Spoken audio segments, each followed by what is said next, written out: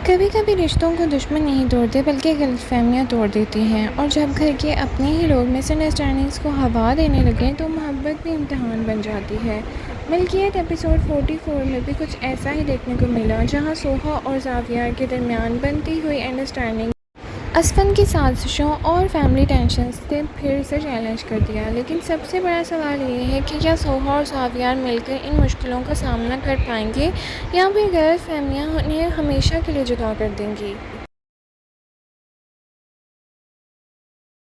अस्सलाम वालेकुम नाज़रीन, welcome back to my channel. Milkiyat episode 44 emotions, understandings और फैमिली पॉलिटिक्स से भरपूर एपिसोड था।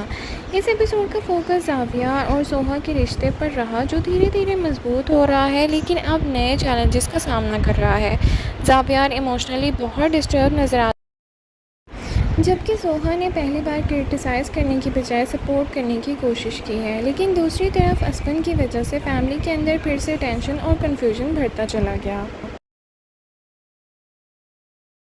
नाज़रीन, एपिसोड की शुरुआत ही जावियार के इमोशनल स्टेट से होती है। वो पहले ही अपने माजी का बोझ और गिल्ट का साथ जी रहा था, और अब फैमिली कॉन्फ्लिक्ट्स और मिसअंडरस्टैंडिंग्स ने उसकी मेंटल स्टेट को और ज़्यादा अफेक्ट कर दिया है। कई सीन्स में उसकी फ्रस्ट्रेशन और हेल्पलेसनेस साफ नज़र आ रही थी। और सच कहें तो मोहसिन अब्बास हैदर ने इस इमोशनल सीन को काफ़ी अच्छे तरीके से परफॉर्म किया है। ऑडियंस को पहली बार जावियार के लिए सिंपैथी फील हुई। नाज़रीन, एपिसोड 44 का सबसे पॉजिटिव और इमोशनल एंगल सोहा का रवैया था। पहले सोहा हमेशा डिस्टेंस मेंटेन करती थी, लेकिन इस एपिसोड में वो जाविया को हिम्मत देती है और उसने उसे तसल्ली दी कि वो उम्मीद ना छोड़े और हर बात क्लियर हो सकती है। ये मोमेंट इसलिए इम्पोर्टेंट था क्योंकि पहली बार सोहा ने सिर्फ रिएक्ट नहीं किया बल्कि एक्टिवली सपोर्ट भी किया। इस वजह से ऑडियंस को भी लगा कि शायद उनके रिश्ते में प्रोग्रेस आ रही है। तो चलिए अब बात करते हैं एपिसोड का सबसे फ्रस्ट्रेटिंग कैरेक्टर की, असफन। असफन फिर से मिसअंडरस्टैंडिंग्स क्रिएट करता है और उसकी बातों और एक्शंस की वजह से फैमिली मेम्बर्स के दरमियान कन्फ्यूजन और टेंशन और ज़्यादा बढ़ जाता है। हर बार जब लगता है कि सिचुएशन ठीक हो रही है, कोई ना कोई नई गलतफहमी पैदा हो जाती है, और इस दफ़ा भी असफन ने वही काम किया। इस वजह से ऑडियंस का गुस्सा भी उस पर बढ़ता ही जा रहा है। एपिसोड में एक और इंटरेस्टिंग चीज़ देखने को मिली। बैकग्राउंड में कुछ लोग ऐसे भी हैं जो चाहते हैं कि सोहा और जावियार करीब ना आएँ, इसीलिए जेलसी और मैनिपुलेशन का एलिमेंट भी काफ़ी स्ट्रॉन्ग है। कुछ लोग बातों को ट्विस्ट करते हैं और कुछ लोग आधा सच बताते हैं और कुछ लोग रिश्तों में शक पैदा करने की कोशिश करते हैं। ये सब चीज़ें कहानी को और इंगेजिंग बना रही हैं।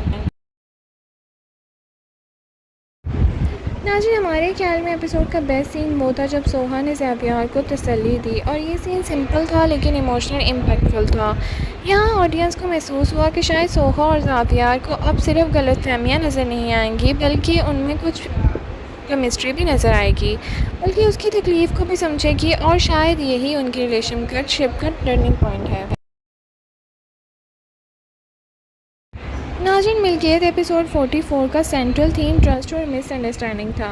एक तरफ सोहा और जाविया ट्रस्ट बिल्ड करने की कोशिश करते हैं और दूसरी तरफ फैमिली मेम्बर्स और एक्सटर्नल इन्फ्लुएंसेस मिसअंडरस्टैंडिंग्स क्रिएट करते हैं। ये टग ऑफ वॉर ही ड्रामे को और इंटरेस्टिंग बना रहा है।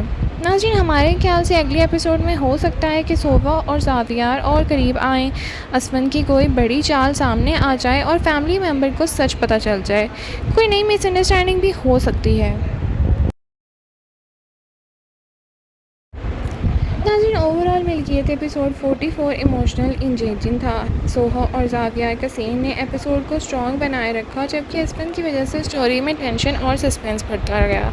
आपके ख्याल में असफन की वजह से जो मिसअंडरस्टैंडिंग्स पैदा हो रही हैं, क्या सोहा और जाविया उनका सामना कर पाएंगे? कमेंट सेक्शन में अपनी राय का इजहार ज़रूर करें। लाइक, शेयर, सब्सक्राइब करना ना भूलें। Thank you so much for watching. अल्लाह हाफ़िज़।